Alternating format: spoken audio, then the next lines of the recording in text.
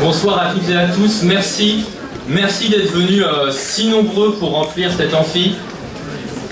Merci d'avoir attendu pendant 1 heure pour la plupart de ceux qui sont à l'intérieur dans le show, et autant pour tous ceux qui sont dehors et qui, j'espère, m'entendent.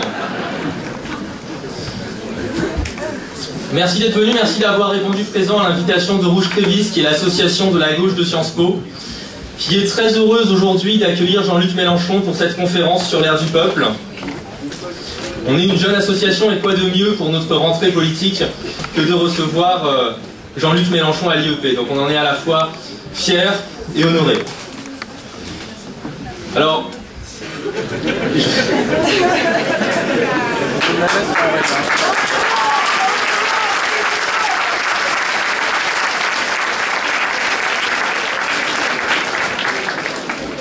À gauche, on a plutôt l'habitude de déconstruire les protocoles. Bon, je m'y suis plié aujourd'hui en mettant une veste. Et je vais continuer à m'y plier en faisant une petite biographie de notre invité, même si tout le monde, évidemment, ici la connaît. Ah ouais. Jean-Luc Mélenchon est né le 19 août 1951 à Tanger, au Maroc.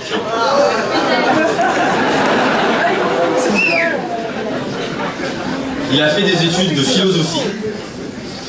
Pendant ses études, il fut syndicaliste étudiant.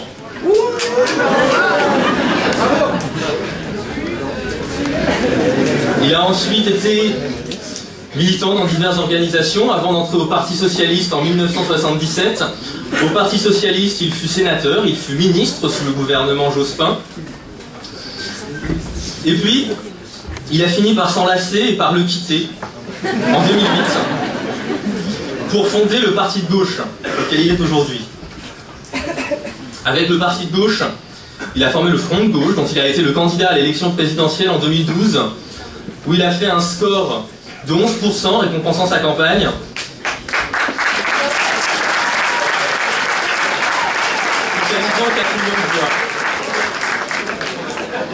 Il est aujourd'hui député européen. Mais au-delà de tout son parcours, Jean-Luc Mélenchon écrit aussi. Il écrit des livres, et il en a écrit un certain nombre. Les derniers en date étant Le Hareng de Bismarck et L'ère du peuple, dont il vient vous parler ce soir. L'ère du peuple, qui a été publié chez Fayard en 2014, est un ouvrage profond. Ça vous en dit beaucoup. Dans lequel il fait le constat, et il vous l'expliquera dans quelques instants beaucoup mieux que moi, il fait le constat de notre société, des enjeux géopolitiques, et il dresse une véritable ligne, pensée et philosophie politique. Donc je vous demande d'accueillir derrière ce pupitre, pour cette conférence, Jean-Luc Mélenchon.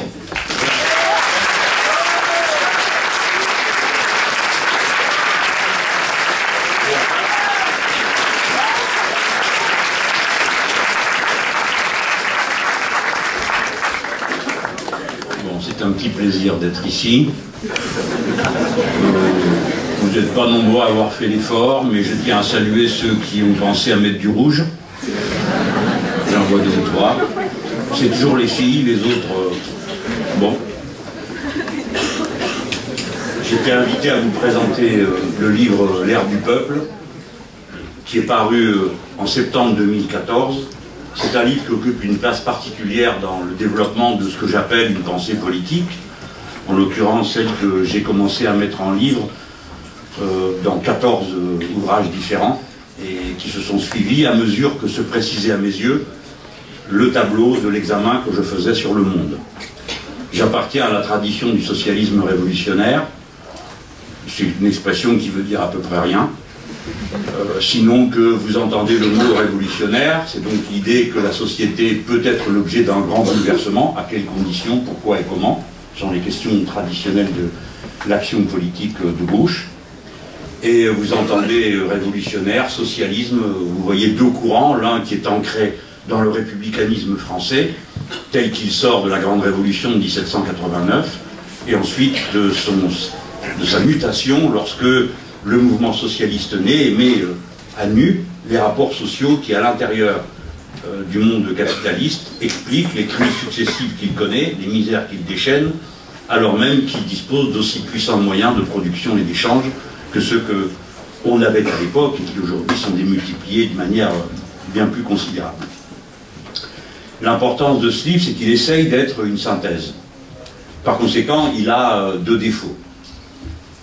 C'est forcément un résumé, et par maints aspects, il est simpliste, à mes yeux. Il a un autre défaut, c'est que pour que j'arrive à le vendre à 10 €, somme maximum que je crois possible de dépenser pour un livre en pensant à ceux à qui je m'adresse, il faut qu'il tienne dans 160 000 signes maximum. Bon, tout le monde sait ce qu'est un signe, je ne parle pas de l'oiseau. Hein.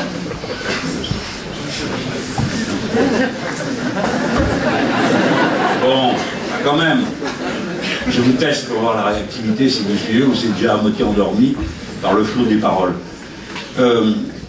Par conséquent, il a un côté, il a dit c'est un ouvrage profond, j'ai compris qu'il voulait dire que, bon, c'est pas forcément ce qu'il y a de plus simple à lire. Or, nous, vous, moi, vous, qui avons la chance d'être des intellectuels, c'est-à-dire d'être rompus à la technique de l'écriture, de la synthèse, de la pensée, notre devoir est de nous rendre compréhensibles et non pas d'être pédants et de faire essentiellement démonstration de notre puissance intellectuelle par le fait que les gens n'arrivent pas à suivre ce que nous racontons.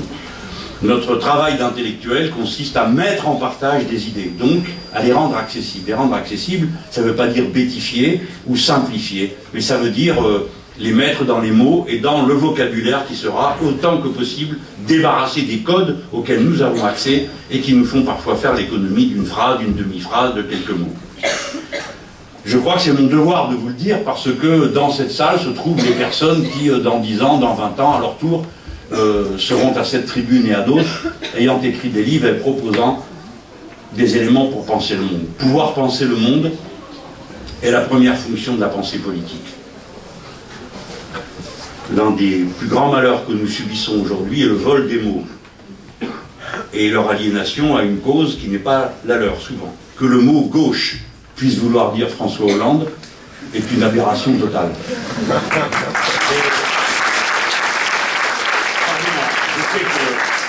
Je demande pardon d'avance. Je sais que tout le monde n'est pas de mon avis ici et que, bien sûr, je tiens à vous dire que j'ai du respect pour ceux qui pensent différemment de moi. Mais ça ne va pas m'empêcher d'illustrer mon propos par quelques exemples qui, des fois, seront un peu rugueux. Hein. Ne m'en veuillez pas. Et puis, si vous n'êtes pas d'accord, au moins, vous avez une idée personnelle. Et si vous êtes d'accord, de même. Le fait qu'on nous prenne les mots qui nous aident à penser nous interdit de penser. Si vous appelez avion une pomme, vous ne pouvez pas parler du cidre. Si vous nommez socialisme ce qui est autre chose, vous ne comprenez rien à ce que peut être la perspective du changement du monde. Pour illustrer le début de mon livre, je voulais à la fois montrer la distance qu'on aurait à prendre avec des mots qui ont été utilisés d'une manière qui ne désigne plus rien de ce que nous croyons désigner en les utilisant, et d'un autre côté, je voulais répondre à cette question qui est que nous sommes confrontés à des événements d'une nouveauté radicale, qui n'ont jamais eu lieu avant cet âge-ci. Mais comme vous êtes dedans, vous ne vous en rendez pas compte. C'est ces points dans lesquels nous sommes immergés que je veux mettre en lumière pour dire le monde dans lequel nous vivons est radicalement neuf. Mais il est neuf comme aucune génération avant la vôtre n'a pu connaître une telle nouveauté. Parce qu'il s'est produit une accélération du changement qui prend des aspects vertigineux et nous oblige à repenser le présent. Mais il faut le repenser en étant capable d'en discerner la cohérence. Autrefois, dans la pensée de gauche, on appelait ça une Weltanschauung, qui en allemand veut dire une vision globale, une vision du monde, où les différents aspects d'une réalité très complexe, très diverse, se rattachaient à un corps de liaison et d'analyse d'ensemble. C'est ça qu'on essaye de restituer. Je ne dis pas que j'y parvienne, en tout cas, je m'y efforce. Et c'est à cet effort que je voudrais associer tous ceux qui ont le goût de la pensée et de l'action dépendant d'une pensée. Il ne peut pas y avoir d'action claire et de stratégie victorieuse avec une pensée confuse sur des événements non compris. Pour illustrer cette idée, j'avais trouvé une citation de Garcia Marquez. J'avais oublié, j'ai lu 100 ans de solitude. Qui a lu 100 ans de solitude ici? Voilà, c'est raisonnable.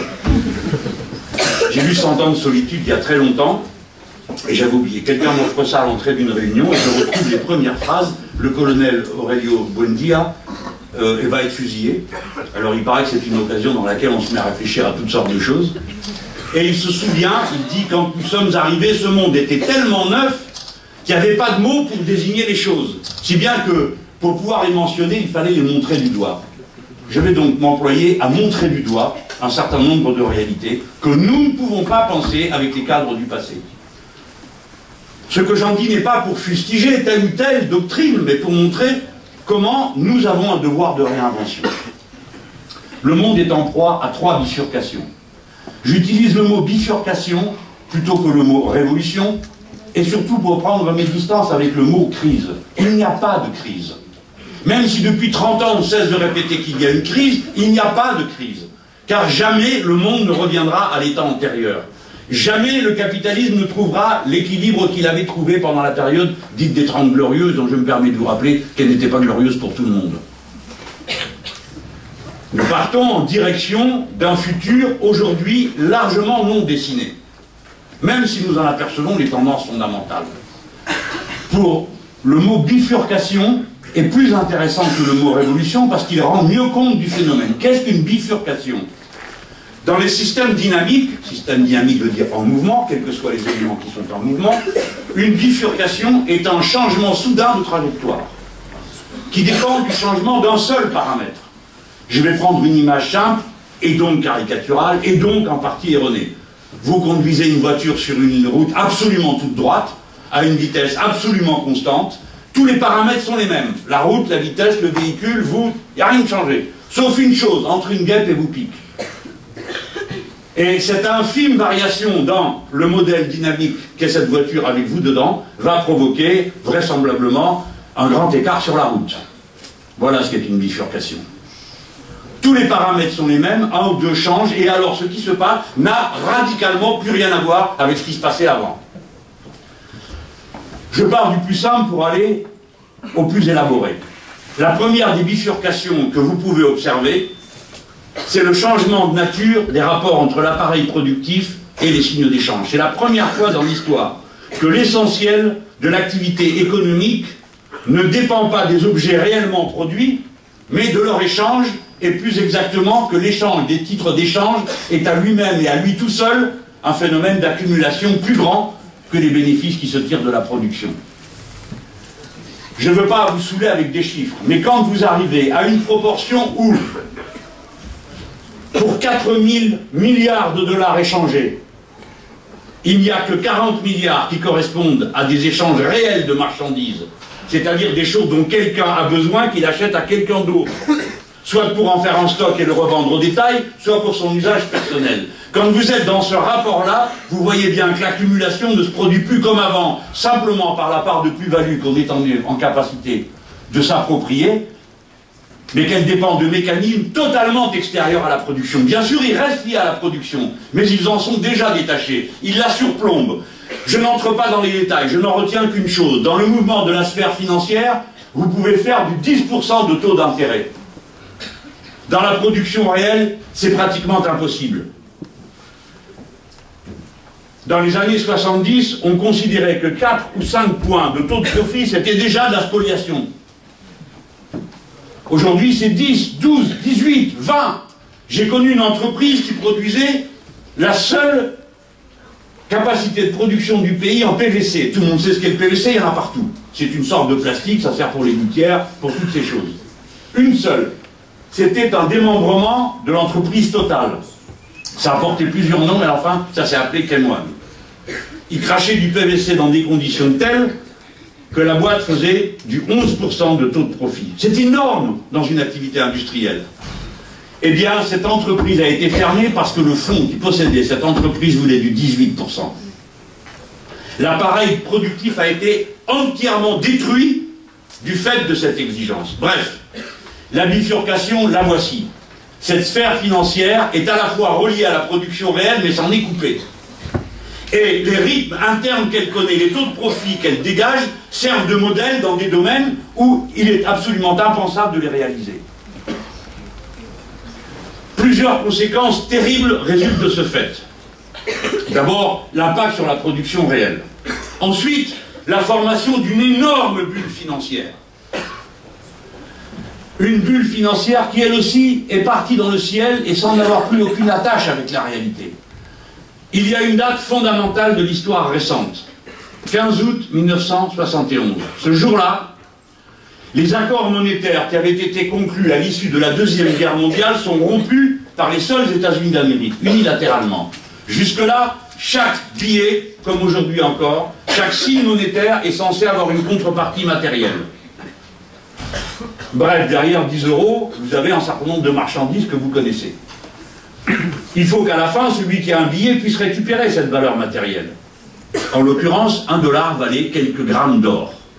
Et donc les États-Unis étaient en quelque sorte ceux vers qui on pouvait se tourner à la fin avec son papier-monnaie, suivant un taux de change, et avoir une valeur matérielle de l'or. Ce jour-là, ils décident qu'il n'y a plus de contrepartie matérielle. Ben, la conséquence, et la première, est pour l'Empire lui-même. Ils se sont mis à faire fonctionner la planche à billets à tour de bras, pour financer tout ce dont ils avaient besoin.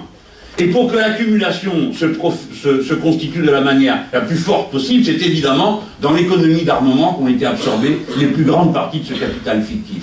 L'illusion marche tant que vous croyez qu'un dollar vaut 1 $. Et plein de gens ont intérêt à le croire parce que les échanges internationaux se font en dollars. Si bien que le pouvoir pour les États-Unis d'Amérique, puissance dominante, de vivre à crédit du reste de la planète, repose sur le fait que tout le monde accepte les dollars à la valeur qui est annoncée. Et comme vous en avez besoin pour acheter du pétrole ou pour en vendre, pour acheter du ceci ou du cela, bref, 80% des échanges du monde se font en dollars. Mais derrière ces dollars, quelle est la valeur réelle mise en circulation? Personne n'est capable d'établir la relation. Tout ce qu'on sait, c'est qu'il y a beaucoup plus de signes monétaires en circulation que de valeurs matérielles qui seraient capables d'y répondre. Depuis 2006, les États-Unis d'Amérique ont cessé de publier la masse monétaire qu'ils mettent en circulation. Si bien qu'en principe, personne n'est censé savoir combien il y a de milliards de dollars en circulation dans le monde. Ceci forme une bulle, et de temps à autre, elle crève, ici ou là.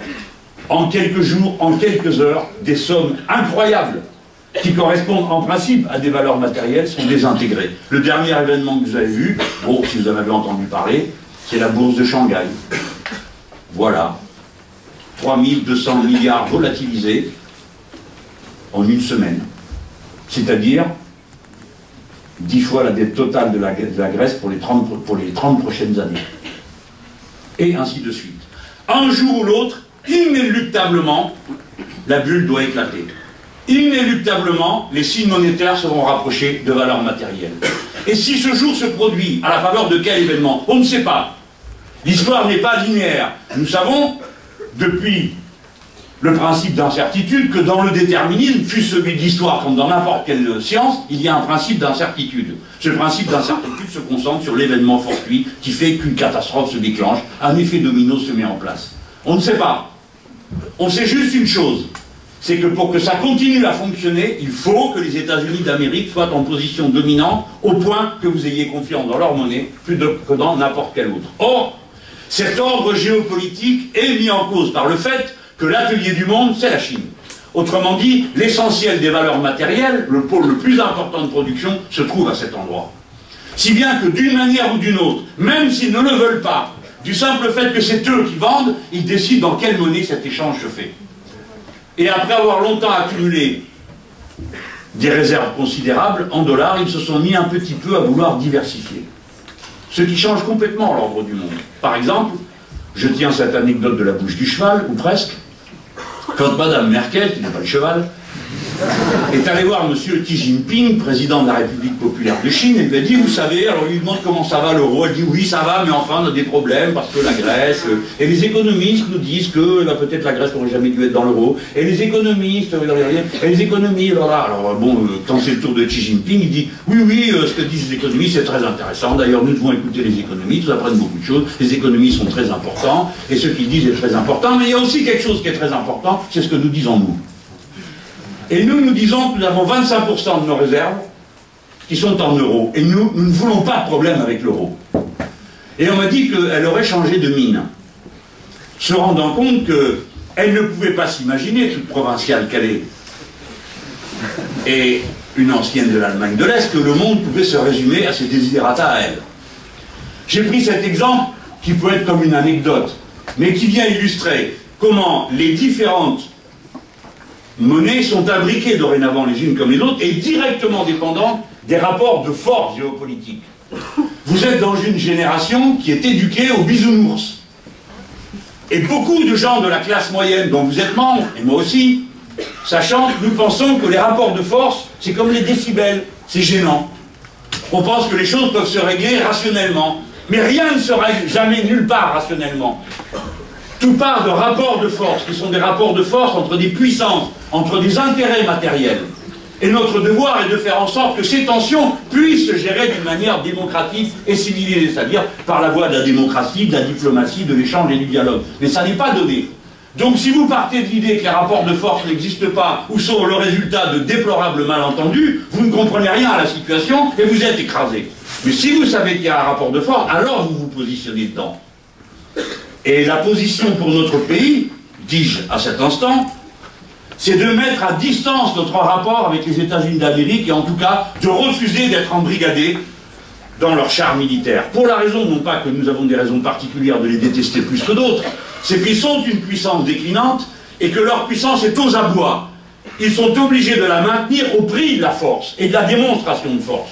Raison qui vous explique les absurdités dont vous êtes contemporains aujourd'hui, les présences ici, là, les conflits qu'on fait éclater, dont on se demande quelle est vraiment la raison, sinon celle-là. La bifurcation du système matériel de la civilisation contemporaine a des conséquences dans tous les compartiments du reste de la civilisation humaine. J'en viens à ce que vous connaissez au moins aussi bien que ce que je viens de vous décrire. La bifurcation écologique. La prise de conscience sur ce thème est récente. Pour vous non, pour moi oui, et pour quelques autres. Dans les années 70, à la fin de l'ère triomphante du productivisme, les écologistes, il y en avait déjà, passaient pour des gens très intéressants, mais un peu folkloriques, et animés par des préoccupations qui ne paraissaient pas bien raisonnables à tous ceux qui pensaient que le principal problème, c'était le partage de la richesse, l'augmentation du pouvoir d'achat, parce qu'on identifiait à ce moment-là, mais pas comme maintenant, l'être au paraître et le paraître au consommer. C'était comme ça. Il faut vous le dire. Dans ma cité HLM, la première télévision qui est arrivée était quelque chose de magique. Et tout le monde allait voir ça. Et ainsi de suite, la première voiture, le premier ceci, le premier cela. Et quelle était l'aspiration de tout le monde? Avoir la même chose pour soi. C'est bien normal. D'ailleurs, vous n'en êtes pas vraiment sortis aujourd'hui. La machine à produire du désir et de la frustration, qui sont les deux aspects d'une même réalité humaine, n'était pas aussi puissante qu'aujourd'hui. Le résultat, on le connaît. Au départ, on ne le savait pas, on ne s'en rendait pas compte. Seulement quelques lanceurs d'alerte nous avaient prévenus. C'est pas si vieux, pour vous ça fait beaucoup les années 70, mais c'est pas beaucoup à échelle de l'histoire. C'est très récent. Or, le changement climatique est en route. Écoutez bien, ce n'est pas une menace. C'est pas si ça continue comme ça, il y aura le changement climatique. Il est commencé et on ne peut plus l'arrêter. Voilà le fait qu'il faut noter. On ne peut plus l'arrêter. Même s'il concluait des accords qui sont en discussion pour la COP 21, ce serait un maximum de 2 degrés d'augmentation de la température du globe, et avec 2 degrés, de toute façon, ce système que l'on nomme métastable, qui est le climat, qui est un système à la limite de l'équilibre, ce système a rompu son équilibre. Et donc nous allons entrer dans une série d'événements climatiques qui ne seront pas proportionnels. Ni quant à leur développement, ni quant à leurs conséquences. Quant à leur développement, ne croyez pas qu'il fera de plus en plus chaud et vous frottez les mains parce que vous êtes frileux comme moi. Non. Il y aura de la chaleur, puis un palier. Cette chaleur fait fondre la glace des océans. La glace des océans se transforme en eau, la masse d'eau pèse sur le fond des océans, où se trouve de la glace, qui monte et s'évapore. Elle est remplie de méthane, comme le permafrost. Et tout ce méthane participe à la formation d'un effet de serre. D'abord, il y a une phase de réchauffement, et c'est par palier que les choses se passent. Palier de violence climatique. Il y a une phase de réchauffement, et surtout, il pleut. Il pleut beaucoup, tout le temps, dans des tas d'endroits. Et notamment sur des surfaces où il n'y a plus de trace d'une végétation capable d'empêcher les effets de la pluie dévalant sur les sols. Et une pluie qui n'est pas que de l'eau bien fraîche et bien pure. 40% des terres arables du monde sont d'ores et déjà menacées d'une acidification qui les rend impropres à la culture. Voilà le phénomène en route. Il n'est pas proportionnel parce qu'à chaque étape, il franchit des paliers et ce n'est pas une discrète augmentation des effets. Quant aux effets, l'effet, c'est l'impact sur la civilisation humaine. Parce que nous, qu'est-ce que nous défendons? Pas la nature. J'espère que vous ne croyez pas qu'on défend la nature. La nature se contrefout de vous et de tout le monde. La Terre pourrait continuer à rouler dans l'espace infini, peuplée de cafards et de fourmis, plus de quelques personnes increvables que je connais. Et c'est tout. Et elle continuerait sa vie, et ça serait la nature, de la même manière que Mars, où il n'y a rien à part par exemple de l'eau salée, c'est la nature. Ce n'est pas la nature que nous défendons. Nous défendons l'écosystème compatible avec la vie humaine. Et ce point de vue change tout. L'écosystème compatible avec la vie humaine. Cet écosystème fait l'objet d'une pression. Je viens de l'écrire, les conséquences. Là, vous en avez vu une. C'est pas d'aujourd'hui qu'il y a des tsunamis. C'est pas d'aujourd'hui qu'il y a des tremblements de terre. C'est pas d'aujourd'hui qu'il y a des mouvements de la flotte. Oui, mais ce qui est nouveau, c'est que le tsunami, c'est pas des cabanes de pêcheurs qui va rayer de la carte, c'est des centrales nucléaires. 50% de la population mondiale vit à moins de 100 km d'une côte. 50% de la population mondiale. 75% de la population française. Par conséquent, le mouvement, et je n'en décris qu'un seul aspect, je ne les ai pas tous pris en revue, qui est la chaleur, la fonte des glaces, la montée des océans, nous concerne directement et nous interpelle politiquement. Pas pour savoir si c'est bien ou pas bien que l'eau monte, qu'il fasse plus ou moins chaud, ou si c'est pas bien d'avoir saccagé l'environnement. C'est pas la question, c'est de votre peau dont il est question. Si la mer monte, et elle va monter, elle est déjà en train de monter. Elle n'avait pas bougé pendant plus de 4000 ans. Et maintenant elle monte. Elle va monter d'1 mètre d'ici 2040. C'est pas loin 2040. 1,5 m. Tchouf! La centrale nucléaire de Blaye est noyée. Blaye, qui est à 50 km de Bordeaux. En 1999, je parle de celle que j'ai été voir moi-même pour me rendre compte de la chose. Il y a eu la conjonction en 1999 d'un vent à 140 km à l'heure et de creux de vague de 7 mètres. Si nous sommes tranquillement en train de parler, c'est parce que ce jour-là, un ingénieur a compris que ça allait mal tourner. En particulier parce que le mouvement de l'eau était tel qu'il charriait toutes sortes d'alluvions qui bouchaient les prises d'eau du système qui refroidit la centrale nucléaire. Et cet homme a eu l'intelligence d'arrêter le truc. Qu'est-ce que vous croyez que c'est l'accident de 3 Mile Island? Un type qui ne voyait pas le bouton qui était sous son bide. Quel est l'accident de Tchernobyl? Quelle est la cause? Quelque chose s'est déréglé? Non, un con a voulu voir jusqu'où il pouvait pousser la manette. C'est-à-dire que ne croyez pas que dans la vie de tous les jours, tout soit absolument en ordre et prévu et qu'on dit non, tout est prévu. Oui, tout est prévu, sauf que personne n'avait prévu que ce type n'aurait pas le bouton, et ainsi de suite. Mais ce qui est certain, c'est que si je vous dis maintenant que l'eau va monter d'1,20 m et qu'en 2040, il faudra trouver une solution, vous n'allez pas attendre 2040 pour savoir ce que vous faites de la centrale de Blaye. C'est maintenant, et vous aurez à choisir entre deux choses. Chacun pour soi. Tout le monde se taille. Et va le plus loin possible de ce genre d'endroit. Et puis pendant que vous y êtes, tâchez de faire des investissements intelligents. Investissez dans les entreprises de déménagement et dans du futur. Ou bien c'est tous ensemble. Mais si c'est tous ensemble, alors ça veut dire que la loi est plus forte que le contrat. Alors ça veut dire que vous commencez maintenant à réfléchir aux aspects industriels et techniques.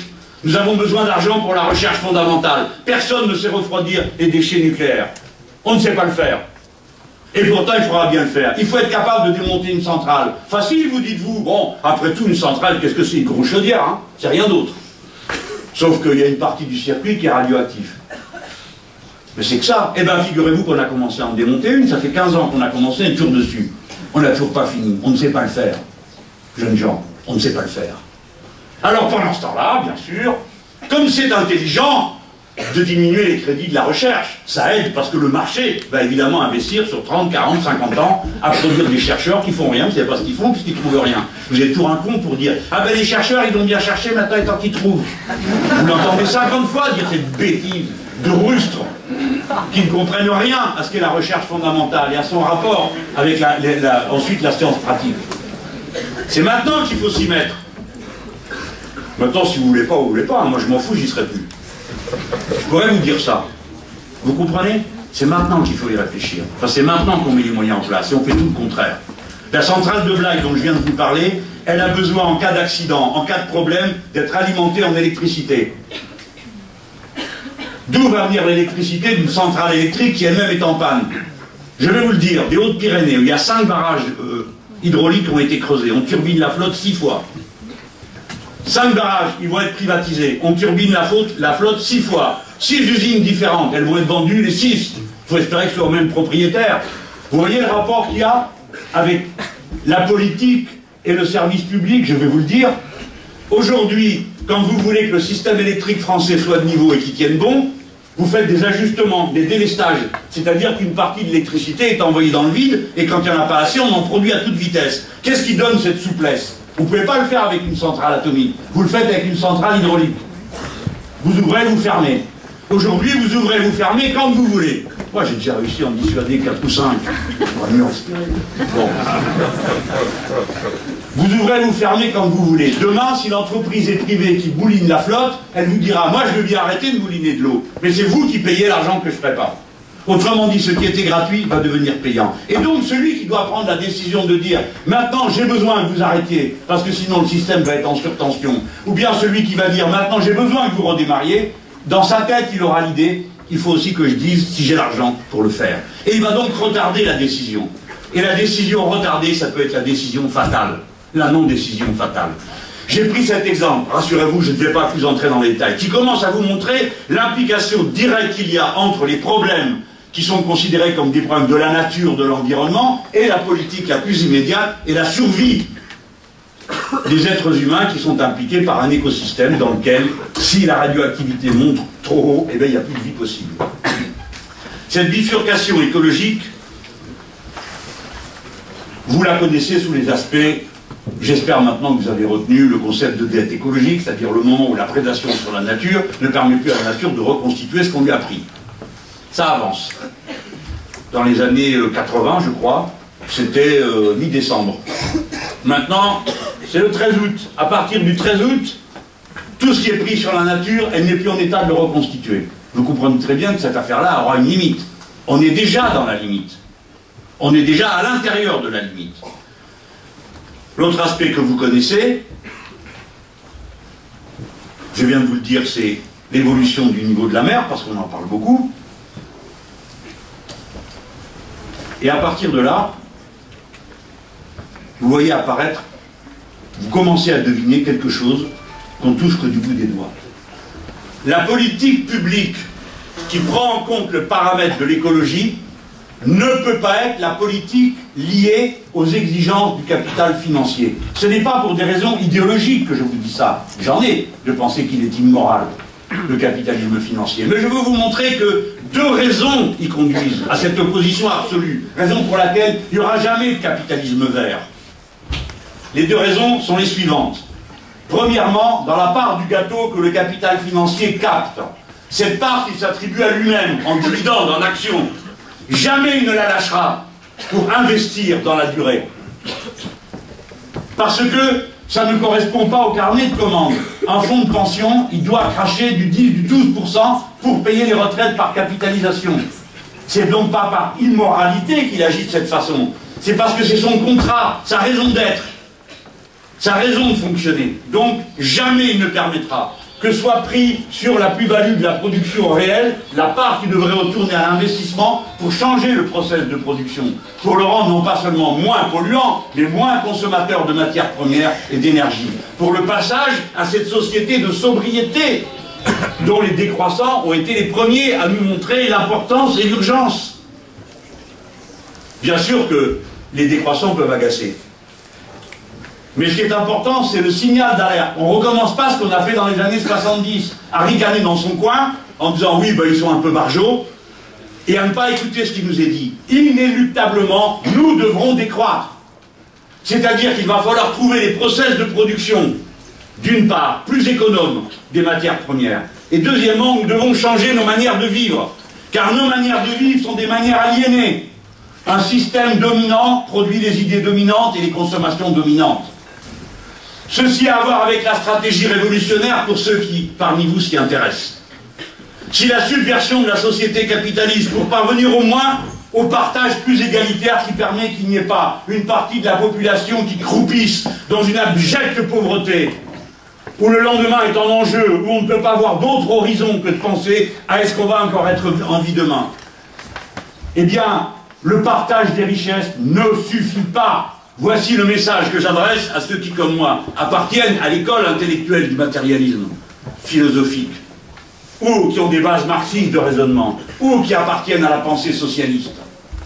Le partage des richesses n'est pas la condition nécessaire et suffisante du changement de la civilisation auquel nous aspirons. Nous sommes obligés de révolutionner culturellement toutes nos habitudes de vie. Le système est entré sous notre peau.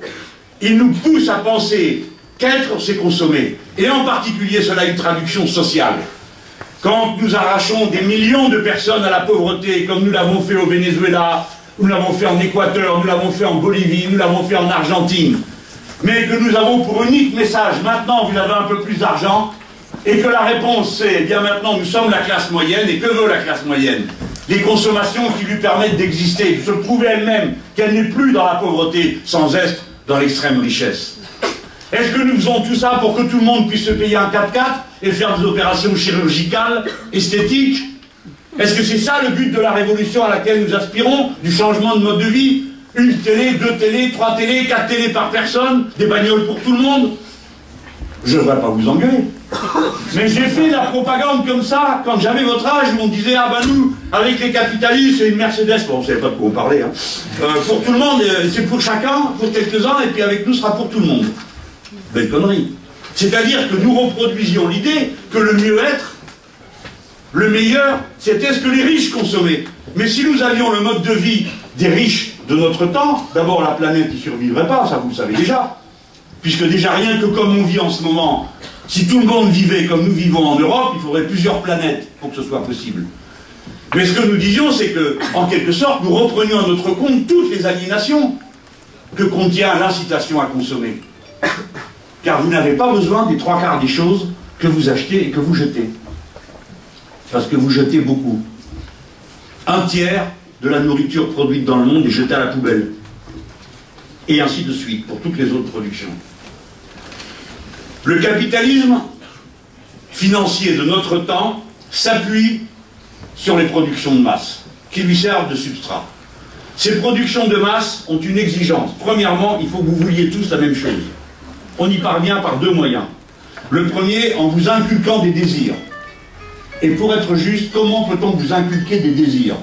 En vous inculquant des frustrations. Tout l'appareil publicitaire est une machine à fabriquer de la frustration.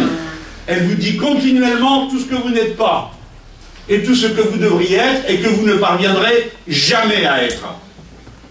Cet être accompli, souriant, toujours jeune, stupidement maigre, musclé, que sais-je encore, débarrassé de tout poil, ça dépend, des périodes. Je le prends par le côté caricatural, mais vous avez compris. Et nous ne sommes pas, comme nous le pensions, simplement conditionnés. Ce n'est pas vrai. Non, nous ne sommes pas conditionnés comme les chiens de Pavlov avec leur sucre. Parce que nous ne sommes pas des chiens. Nous adhérons avec enthousiasme aux normes dominantes. Ça, c'est Pierre Bourdieu qui nous l'a montré. Et combien d'autres. Nous adhérons avec enthousiasme. Nous voulons ressembler à ce qui nous est suggéré de ressembler. Bien sûr, avec des variantes ici ou là, mais pour l'essentiel, notre manière d'être un être humain est entièrement préformatée. 1, il faut que vous ayez les mêmes goûts. 2, les mêmes frustrations, les mêmes désirs. Et on va vous fabriquer des goûts communs, que ça vous plaise ou pas. Je vous en donne un exemple. Le vin, qui est par-dessus tout un produit culturel, qui nécessite un très haut niveau d'éducation pour être capable de le comprendre. Le vin, cette chose incompréhensible par un bureaucrate de Bruxelles, qui appelle ça des produits alcoolisés aromatisés. Il y avait un type là-dedans dans un bureau, un jour, qui dit que c'est une mec intelligente, comme la plupart d'entre nous, qui sommes des bêtes, mais beaucoup pas ces choses-là. Alors, le cours du rouge est bas, le cours du blanc est bas, le cours du rosé est haut, donc mélangeons du rouge avec du blanc pour faire du rosé. hurlement des professions viticoles qui ont passé quand même presque une génération à améliorer leur culture, et les types se demandaient vraiment ce qu'on leur voulait. Je ne vous veux pas le reste de la démonstration, mais les normes du goût sont fabriquées de l'extérieur. Par exemple, maintenant on autorise à mettre des copeaux de bois dans les barriques, pour que c'est le goût de bois, parce que si ça n'a pas le goût de bois, vous n'y trouvez pas votre compte. On a le droit de rajouter du sucre. On avait déjà le droit de chaptaliser un peu le pinard, mais à cette échelle, non. Et peu importe où c'est produit et comment c'est produit. Parce que nous disons, non, attendez, un Bordeaux, ça pousse entre là et là. Et pas là. Et on ne l'arrose pas, et on ne fait pas ci, et on ne fait pas ça. Là, je vous parle du vin, au sens le plus ordinaire, avant même d'avoir parlé du vin biologique. N'est-ce pas? Tout ça, pour les libéraux, c'est considéré comme des entraves à la concurrence.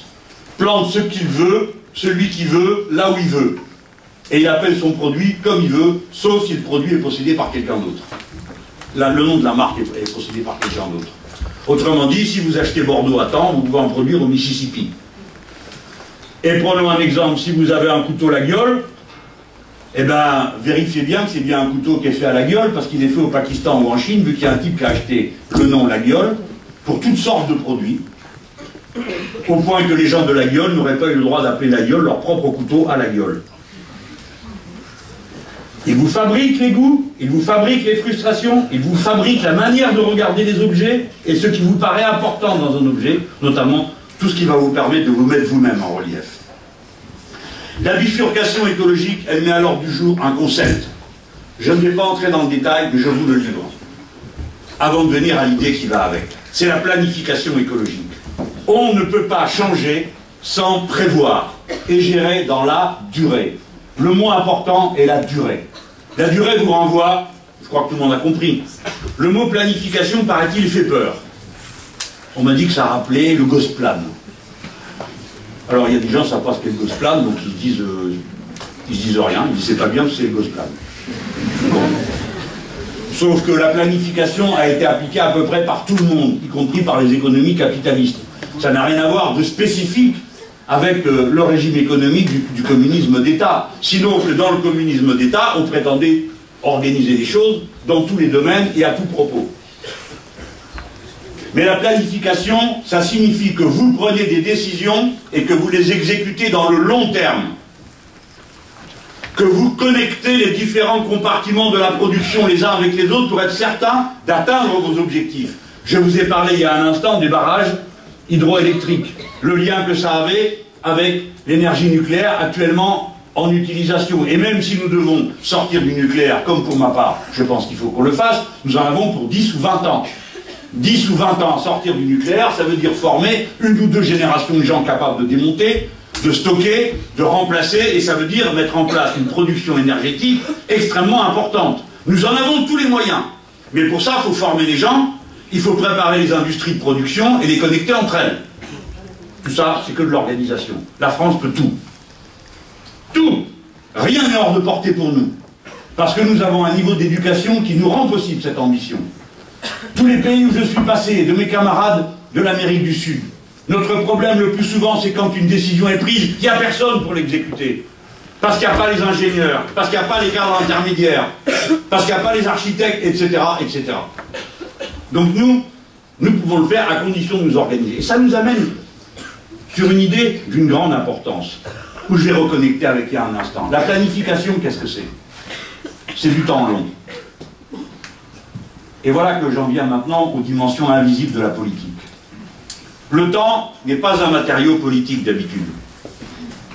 Peut-être que vous n'en avez jamais entendu parler comme ça. Mais chaque système économique est à la fois un système culturel et un système temporel. L'ancien ordre politique de l'Égypte ancienne, le pharaon va faire se lever l'étoile de Sirius. Quand il a fait se lever l'étoile de Sirius, il envoie les agents des impôts, parce que la crue va commencer et il s'agit de mesurer la différence des tailles des surfaces cultivables pour savoir combien on va prendre à chacun. L'ordre politique, astronomique, économique sont dans une seule dimension. Les âges économiques de l'agriculture, tout le monde les a connus, au moins pour en avoir entendu parler. Je pense que tout le monde comprend l'importance de la succession du jour et de la nuit. Et, jusqu'à preuve du contraire, on a encore une certaine perception de l'importance des changements de saison. Ne serait-ce que parce que la facture de chauffage n'est pas la même toute l'année. Même si on ignore absolument la raison pour laquelle il fait chaud ou il fait froid. Le temps du capitalisme contemporain est le temps hyper court. Celui qui maîtrise le rythme et qui maîtrise le temps a tout le pouvoir. Le temps de notre époque, c'est le temps de la nanoseconde auquel se font les échanges entre ordinateurs pour calculer des valeurs et faire des placements. C'est un temps absurde. Il n'y a pas de valeur différente d'une nanoseconde à l'autre pour un objet. On voit donc bien que c'est en tant que tel qu'il devient la matière première du pouvoir. Plus vous allez vite, plus vous dominez, plus vous pouvez en engranger. Raison pour laquelle on a déménagé les ordinateurs de Paris pour la BNP Paribas, et qu'on les a transférés en Angleterre pour que la liaison ne dure pas les quelques micro-milliardièmes de secondes qui donnaient un temps de retard aux traders parisiens par rapport aux traders londoniens. Le temps zéro, vous l'avez continuellement sous les yeux. Vous chercherez toujours ce qui va plus vite, ce qui est plus vite fait. Et à mesure que vous vous approchez du temps zéro, vous perdez le contrôle. Non seulement le vôtre, vous avez intérêt à avoir des bons instincts, des bons réflexes, comme on dit. Plus ça va vite, plus il faut réagir vite. Plus on réagit vite, moins on réfléchit. Moins on réfléchit, moins on décide. Le temps long, c'est d'abord le temps de la démocratie. Il est impossible de prendre une décision très rapidement, qui soit une bonne décision, sauf si vous êtes un génie, mais ça on le sait après. Et c'est vrai dans tous les compartiments. Regardez un film. Les films du début du XXe siècle et les films que vous avez sous les yeux, que ce soit une série télévisée ou que ce soit un film que vous allez voir dans une salle de cinéma. Les plans sont passés d'une minute à quelques secondes. Aujourd'hui, un plan dans un film, il change tous les 10 ou 20 secondes, et déjà c'est long. Les formats de radio, des reportages, de télé, de radio, tout raccourci, parce qu'on pense que plus ça va vite, puis on appelle ça le temps réel. Le temps réel est une construction artificielle. Le temps réel n'existe pas. D'ailleurs, le temps n'existe qu'à travers les rythmes. Qui maîtrise les rythmes, maîtrise le temps et a le pouvoir. Dans le livre L'ère du peuple, j'évoque cette dimension de la propriété sociale du temps. Qui décide du temps? Je vais vous en donner un exemple concret. Quand un capitaliste décide que son entreprise fonctionnera à flux tendu, ça veut dire que vous êtes là quand il faut produire parce que le carnet de commandes le demande. À ce moment-là, vous êtes dans une synchronie du temps magnifique.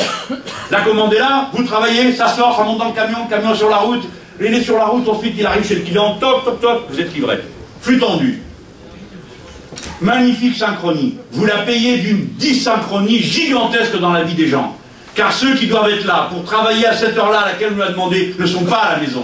Alors on leur dit, ah ben c'est normal, hein, si vous voulez garder votre emploi. Et puis il faut travailler la nuit, le jour, le dimanche, le samedi, tout le temps, tout le temps, tout le temps. Les maîtres du temps sont les maîtres de vos vies. Et d'ailleurs, vous appelez temps libre le temps où ce n'est pas les autres qui décident. Et où c'est vous-même. La capacité à maîtriser son temps revient à l'idée qu'il y a une propriété sociale du temps qui est à mettre à l'ordre du jour. Est-ce que ça a une traduction concrète dans les objectifs politiques que nous pouvons nous donner? Évidemment. Non seulement d'abord en termes de révolution culturelle, je ne sais pas par quel bout on va s'y prendre, mais nous allons devoir ralentir le temps. Il faut ralentir le temps pour pouvoir vivre et s'en rendre maître. S'il va plus vite que vous, vous ne le maîtrisez pas, c'est lui qui vous maîtrise. Ensuite, on peut maîtriser le temps au service de la définanciarisation de l'économie. Je vous en donne qu'un seul exemple. Aujourd'hui, ce qui peut tuer une boîte, c'est un capital qui décide de s'en aller, ou qui décide de vendre la boîte. Maîtriser le temps de ce capital. Refuser à la propriété privée du capital le pouvoir sur le temps. Je ne dis que ça, que sur le temps. Je ne vous dis pas de la confisquer. Retirez-lui le pouvoir sur le temps et décidez, par exemple, que lorsqu'un capital est engagé et qu'il s'engage sur 10 ans, il a un pouvoir de vote par action. Mais s'il ne prend pas d'engagement, eh bien il a 0 pouvoir de vote. Vous lui retirez à ce moment-là tout le moyen de pression qu'il avait une seconde avant. Car il ne peut plus vous dire, eh ben, si c'est comme ça, je m'en vais. Tu t'en vas, mais tu ne décideras pas qu'on ferme la boîte. Est-ce que c'est possible? Oui, ça a déjà été fait. Et on a trouvé des machines à ralentir le temps de la circulation du capital. Là, j'ai pris un exemple très social, la propriété du capital dans une entreprise. Mais je pourrais en prendre d'autres. Par exemple, interdire la cotation en continu. Pourquoi nuit et jour aurait-on des cotations de la valeur des entreprises? Etc., etc. Donc vous voyez, pardon d'aller en même temps d'être long et d'aller aussi vite. On part d'une idée très abstraite que l'on discerne et que l'on aperçoit à partir du moment où on s'est aperçu qu'il y a eu des changements dans la manière dont la production et l'échange se faisaient et le rapport à la nature. C'est cela qui nous a souligné et mis en évidence des réalités auxquelles on n'avait jamais pensé, comme la propriété sociale du temps. Temps et ordre social ont à voir l'un avec l'autre. Pas de révolution culturelle sans révolution de la gestion du temps. Dans le bouquin, je donne quelques exemples. Et maintenant, je viens à la dernière des bifurcations, la plus importante à mes yeux. Pas seulement parce que j'ai fait des études de lettres, ce qui me rend sensible, comme un certain nombre d'entre vous, à des aspects qui échappent en général à ceux à qui, lamentablement, on ne fait faire aucune espèce d'étude de lettres, et qu'on croit avoir bien rempli, en leur donnant beaucoup de science et peu de conscience. Oui, c'est Rabelais, hein. Ça date du XVIe siècle, c'est pas moi qui l'ai trouvé. C'est le changement anthropologique. Le mot anthropologique, tout le monde sait ce que ça veut dire, c'est la science de l'homme, de l'être humain. Pas de l'homme en tant qu'être masculin, de l'être humain. Les êtres humains d'aujourd'hui n'ont strictement rien à voir avec ceux d'il y a à peine quelques temps. Attention, c'est la partie la plus importante de mon propos. Il y a bien quelques marxistes dans la salle. Rendez-vous compte d'une chose. Il a fallu 200 000 ans pour atteindre le premier milliard d'êtres humains, en 1920. Entre 1920 et 1951, on a doublé. On est arrivé à 2,5 milliards. Et maintenant, on est à 7 milliards. Vous voyez l'accélération considérable de ce rythme. Tout à l'heure, je vous ai dit qu'il y avait un rapport entre le rythme, le temps et l'organisation de la société. Eh bien, c'est vrai. Chaque fois que l'humanité double en nombre, une mutation technologique foudroyante se produit qui change complètement l'appareil de production et d'échange. Ça se comprend, c'est pas de la magie. C'est que plus il y a d'êtres humains, plus il y a besoin de satisfaire leurs besoins en quantité plus importante. Donc il faut trouver les techniques qui permettent d'y répondre. Évidemment, au début, on ne les trouve pas et on meurt. Et bien voilà, et les suivants cherchent et finissent par trouver. Le rapport entre le nombre et la mutation éclate sous nos yeux. Là, je lis mon papier pour ne pas me tromper. Regardez toutes ces pages que je vous ai déjà fait. Voilà.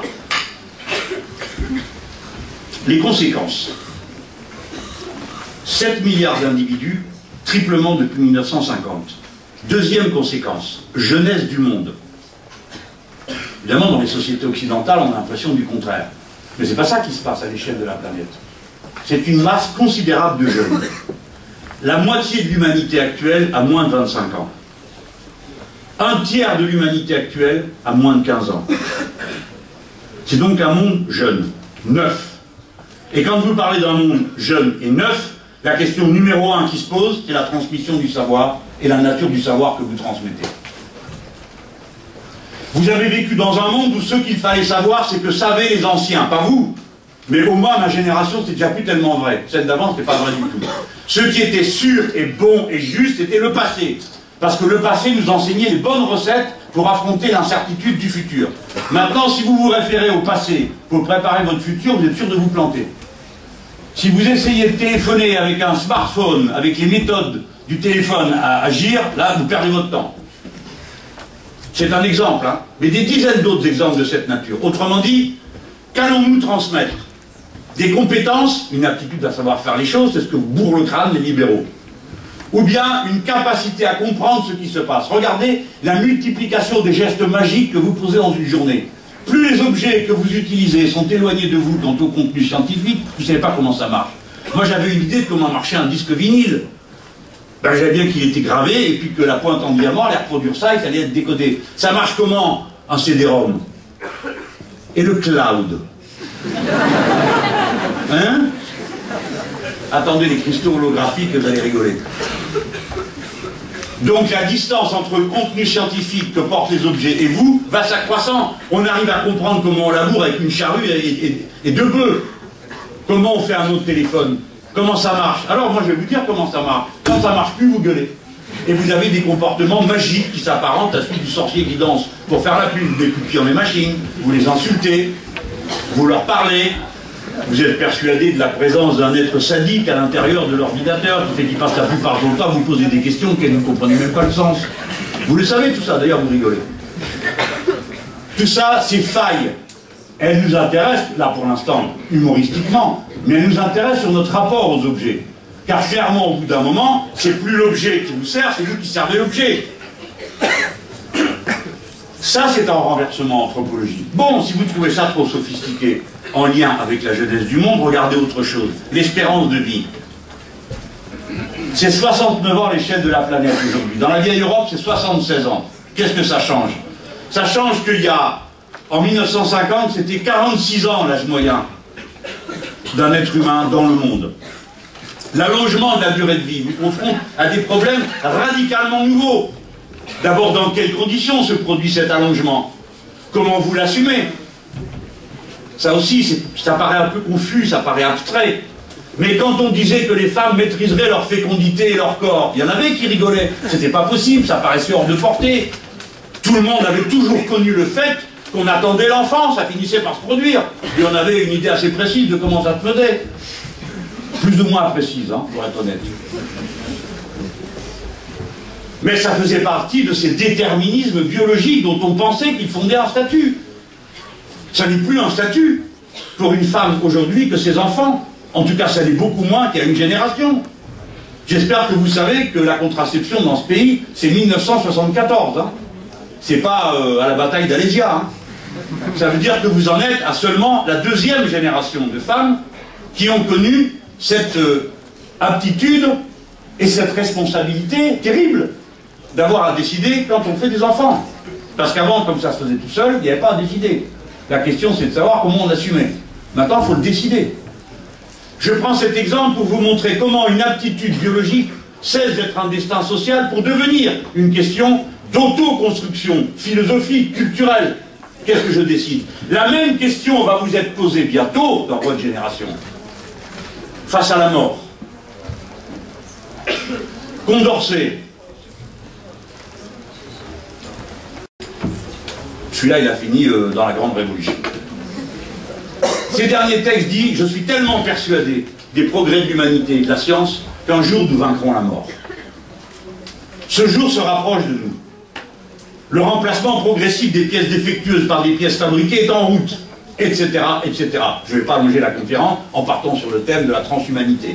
Mais vous savez très bien que cette question est posée. Et déjà, elle vous est posée d'une façon très précise. Est-ce que vous avez le droit de disposer de votre vie et d'être aidé si vous voulez en finir avec elle?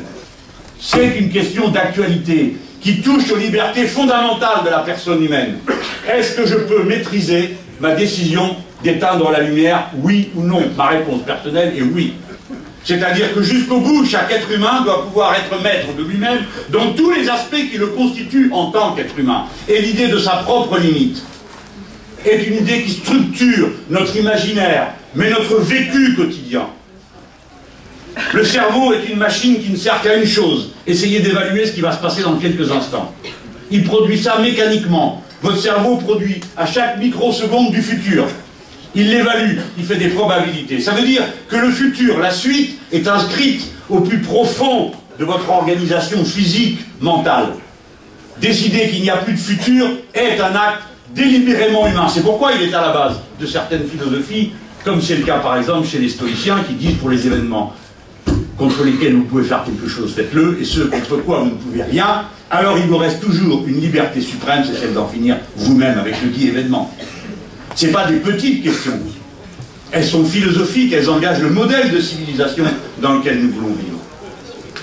Je termine avec un autre exemple qui me paraît frappant.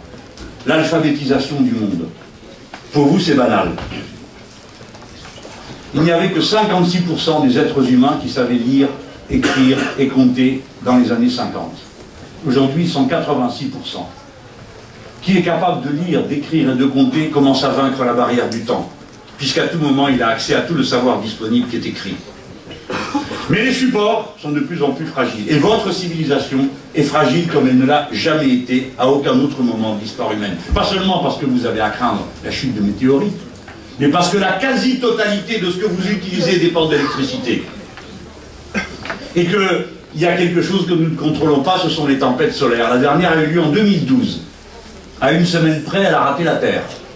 Une tempête solaire arrête tous les instruments électromagnétiques. Alors j'ai lu un truc de la NASA qui disait Ah ben, si ça avait eu lieu, on aurait été ramené au XVIIe siècle. Précise-t-il pendant quelques heures. Ben voyons. Au mieux que ça tombe en plein jour, hein. Parce que si c'est la nuit, à mon avis, il y en a qui ne se réveillent pas après. Compte tenu du chaos et du désordre que ça provoquerait, là où maintenant je viens.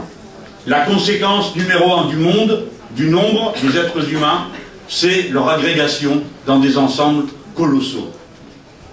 80% de la population mondiale vit en ville.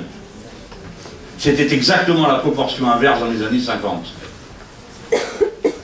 Vivre en ville, ça veut dire que vous n'existez que dans la relation à l'autre. C'était vrai en petite communauté. Mais maintenant, nous sommes homo urbanus et homo hors réseau. 3 milliards d'êtres humains connectés par Internet, plus que la population totale de la Terre dans les années 50. Ça ne veut pas dire que tous se fréquentent et se parlent, c'est même plutôt le contraire. Mais ce sont des individus interconnectés. Nous sommes l'humanité en réseau.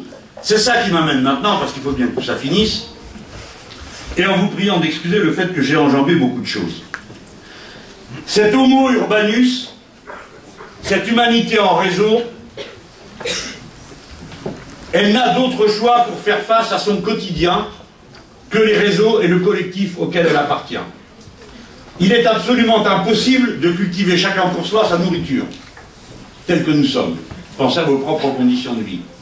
Je prends un exemple extrême, mais il veut résumer que vous êtes radicalement, totalement, absolument dépendant des autres, comme jamais vous ne l'avez été. Mais pas seulement à celui-ci, celle-là qui est à côté, comme c'était le cas dans le village, mais à des gens qui sont à des milliers de kilomètres et qui accomplissent pour vous des fonctions vitales. Par exemple, le cloud, qui vous permet de retrouver vos numéros de téléphone ici pour appeler votre copine ou votre copain qui est là. En ce moment, il m'a envoyé des SMS ineptes pendant que je parle. Bon, exemple plaisant, mais qui montre comment les choses se passent. Alors, regardons quels vont être les moteurs d'action dans le domaine de la politique. Si chacun d'entre vous cherche continuellement à acquérir les moyens de la maîtrise de lui-même, vous ne voulez pas qu'on vous impose des enfants dont vous ne voulez pas, vous voulez les faire comme c'est vous qui l'avez décidé. Vous ne voulez pas qu'on vous impose une décision que vous ne comprenez pas, etc., etc. Toutes ces choses reviennent toujours au même endroit. Je veux contrôler ma vie. Pas celle des autres, la mienne. Et pour contrôler ma vie, j'en passe par le réseau collectif. C'est une illusion de croire qu'on va contrôler sa vie par soi-même. On peut y accéder dans des domaines éthérés de la philosophie, du bonheur personnel. Mais très vite, on va rencontrer les limites que la vie en société va opposer à cette recherche personnelle et individuelle du bonheur. Cet acte que nous appelons, nous, dans notre vocabulaire progressiste, l'émancipation. Le mot émancipation est construit par ex mancipium, en dehors du mancipium qui est la main du maître, du père, en l'occurrence, dans la civilisation latine. L'émancipation voulait dire, dorénavant tu es un adulte responsable de toi-même. On dit émancipé pour un jeune qui ne dépend plus de l'autorité de ses parents et qui en a le titre juridique. Cette émancipation revient à dire devenir maître de soi-même, naître sous la coupole de personne. C'est le ressort fondamental du progressisme. Nous ne déplorons pas l'individualisme. Nous ne sommes pas ceux qui disent, contrairement à ce qu'on nous a raconté pendant des générations, que nous, la gauche, nous serions les moutonniers, nous voulons que tout le monde soit pareil. Jamais de la vie. C'est l'inverse. C'est nous qui disions, toi, tu n'es pas qu'un paysan, toi, tu n'es pas qu'un ouvrier, toi, tu n'es pas qu'une femme, tu es un être humain, et donc cela te donne des droits égaux à ceux des autres. Alors on nous disait, mais qu'est-ce que vous racontez? Égaux, qui est égal? Il n'y a pas d'égaux. Il y a des hommes, des femmes, des petits, des grands, des gros, des intelligents, des stupides, il y en a beaucoup, etc., etc. Votre égalité, elle n'existe pas dans la nature, et par conséquent, l'ordre politique égalitaire que vous voulez construire sera toujours une violence, parce que vous allez contre la pente de la nature. Cette émancipation, elle repose sur un ressort. L'anthropologue Maurice Godelier nous apprend que la communauté spontanée politique, ce n'est pas la famille comme l'intuition pourrait le suggérer dans les sociétés anciennes. C'est une population qui décide d'établir son contrôle sur elle-même et sur son territoire. L'aspiration à la souveraineté marche avec l'émancipation et la démocratie. Ces trois éléments sont liés entre eux. Maintenant, je résume la doctrine, qui résulte de ces constats et de ces bifurcations. deux logiciels sont définitivement épuisés. On dit logiciel aujourd'hui pour faire riche, ça va plus vite. Premièrement, celui des libéraux. Se figurer que le marché va régler tous les problèmes auxquels nous avons à répondre, c'est au moins pour une raison une absurdité, car ça suppose que c'est le temps court qui est le maître de tous les temps sociaux. C'est impossible. Et ça conduit à un chaos. Qui plus est, le libéralisme, c'est le refus du protectionnisme solidaire, c'est le grand déménagement de la planète entière, c'est le refus de la planification, c'est le temps court du profit. Continuez comme ça, et vous connaissez la suite. Mais je viens maintenant à celui qui a été le logiciel, le programme de plusieurs générations de gauche, peu importe s'ils étaient communistes, socialistes ou autres. C'était l'idée qu'on allait corriger les inégalités, celles de la nature, dans nos disproportions physiques ou dans la disproportion de nos aptitudes au fil de la vie à comprendre et à apprendre, et les inégalités sociales par une répartition différente de la richesse. Donc on allait corriger les inégalités progressivement par la croissance. Et sur la croissance, une répartition différente de la richesse. C'est deux bêtises en une. Premièrement, le monde est fini et on ne pourra pas prélever dessus en croissance permanente. La deuxième, c'est une erreur politique fondamentale. Si vous ne touchez pas au capital, au stock du capital accumulé, vous ne touchez pas à sa puissance sociale. Et vous savez que de toute façon, il va se retourner contre nous. Ce logiciel est mort. Ce à quoi nous assistons, c'est à son agonie.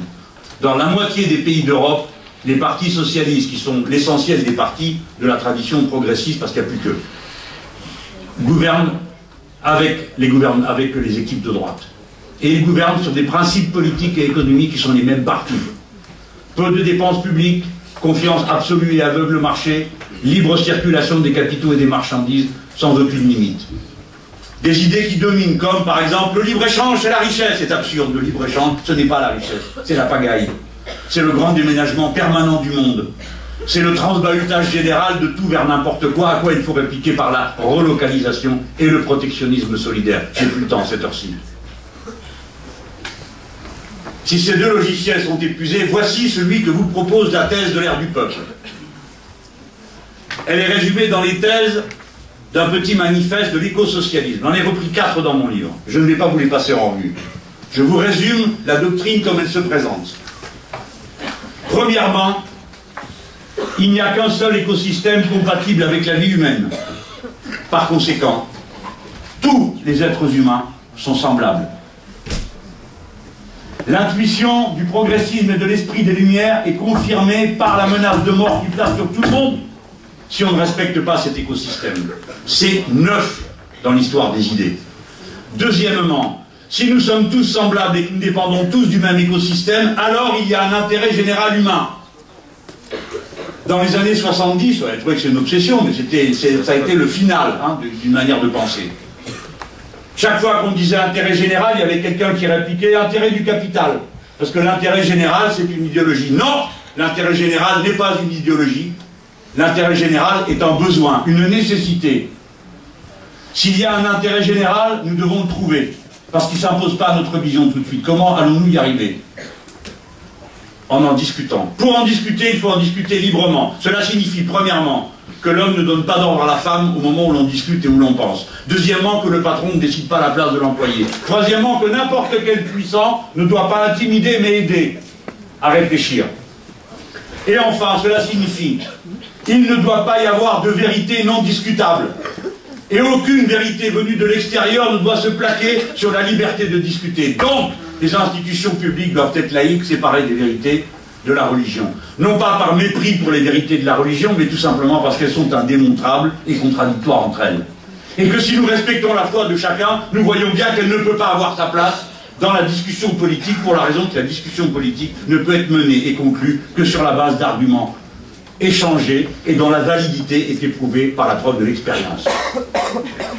Ainsi, vous voyez, chacun est appelé à dire non pas ce qu'il croit bon pour lui, ça c'est juste la démocratie, mais ce qu'il croit bon pour tous, ça c'est la République.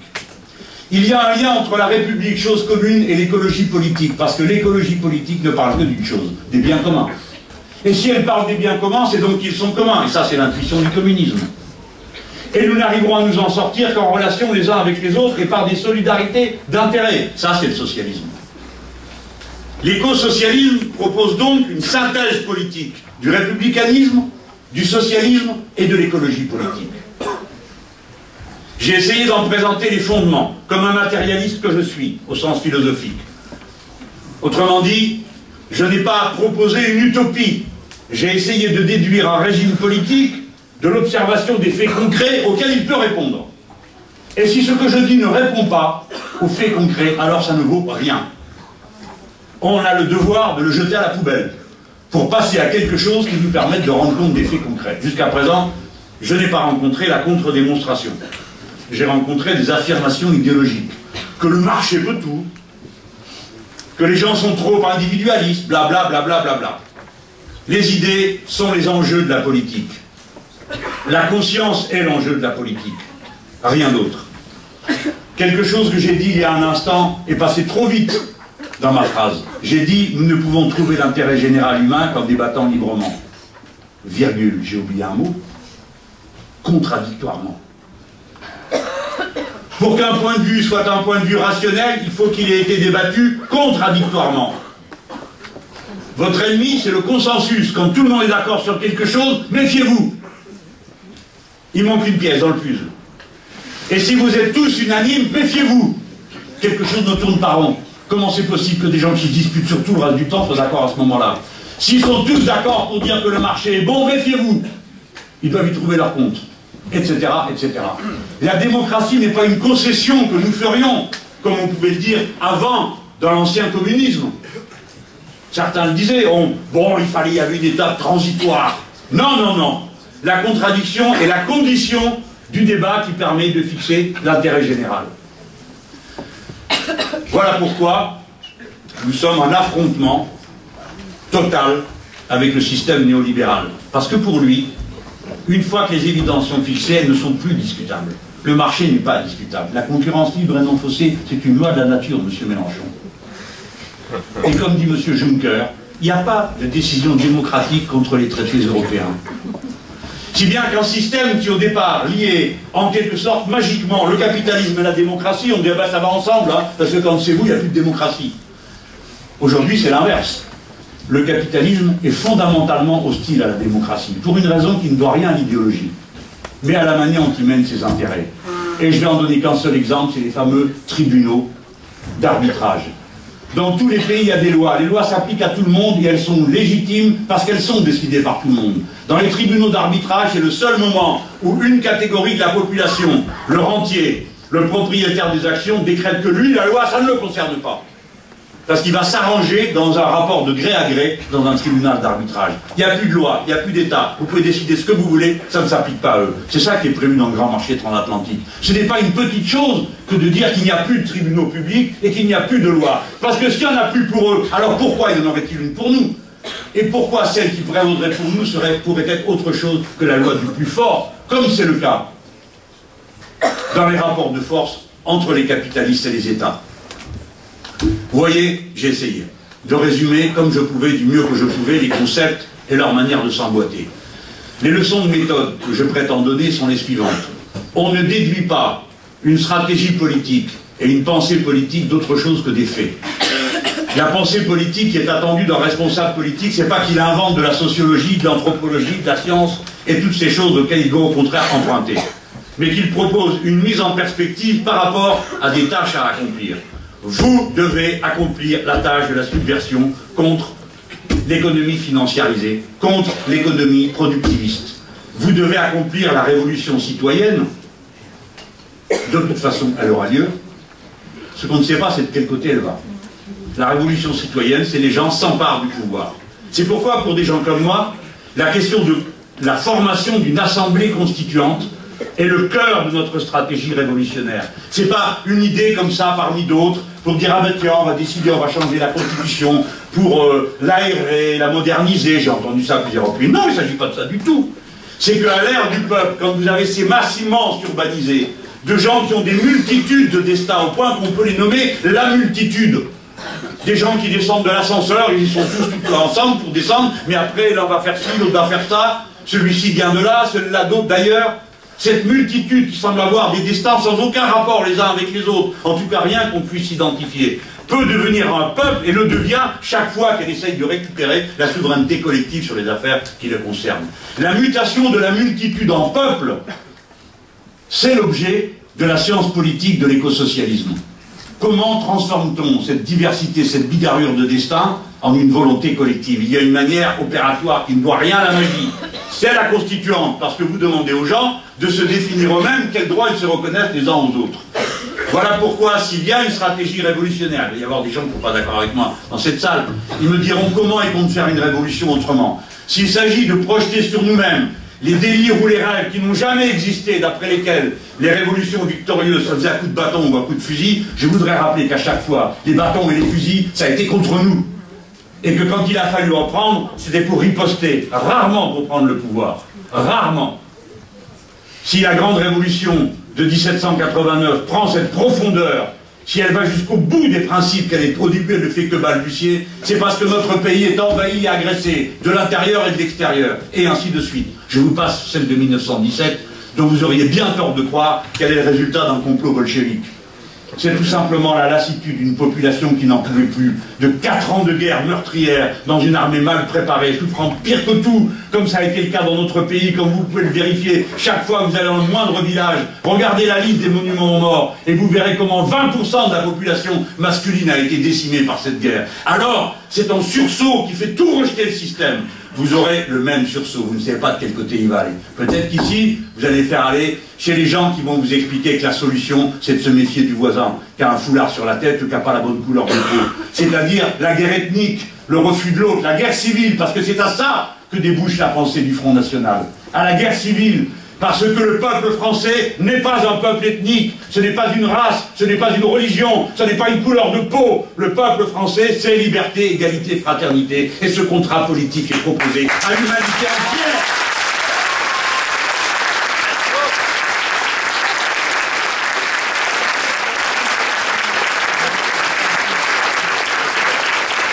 Ce n'est pas vrai tout le temps. Ce n'est pas vrai tout le temps. Ce n'est pas vrai toujours. Ce n'est pas ce qu'il y a de plus facile à concevoir. Je ne sais pas quel souvenir vous allez garder de mon passage ici, ni moi-même, ce qui va m'en rester. Peut-être qu'il est prévu quelque chose maintenant qu'on me pose des questions, je ne sais pas. Comment oui? Juste, je voudrais qu'une fois dans votre vie, pour ceux qui ne sont pas de mon bord, vous ayez entendu un orateur de gauche présenter la cohérence de la pensée des gens de gauche. Nous ne sommes pas motivés par la contemplation de nos feuilles de paille seulement. Nous ne sommes pas que dans la revendication, même si on n'avait pas revendiqué, il ne se serait jamais rien produit de bon pour les nôtres. Nous sommes mus par un idéal humaniste. Personne ne s'est jamais fait tuer pour un différentiel d'inflation, qui pourtant coûte fort cher à beaucoup de monde. Mais des milliers de gens se font continuellement martyriser pour des notions aussi confuses que la dignité et la liberté ou l'égalité. Le message universaliste est votre frontière à garder. Universaliste, l'humanité est une et indivisible dans sa constitution, mais surtout dans sa dépendance au milieu dans lequel il est. Voilà comment j'estime que l'écosocialisme peut vous fournir un cadre idéologique. Il n'est pas parfait, il n'est pas fini, il n'est pas fignolé. Il y a bien des choses que j'aurais pu développer sur l'anthropologie, mais voilà. Le livre, il existe dans la forme que vous connaissez aujourd'hui. J'en suis pas très content, je trouve que c'est pas assez fluide, c'est pas assez bien écrit. Donc il y aura une édition de poche qui va paraître au mois de février. J'espère que je l'aurai amélioré d'ici là. Et sans doute que je voudrais que vous sachiez que la suite de ce que je vais faire dans ce pays, les principes qui m'animeront sont inscrits dans ce livre. Donc personne ne pourra dire qu'il n'était pas au courant.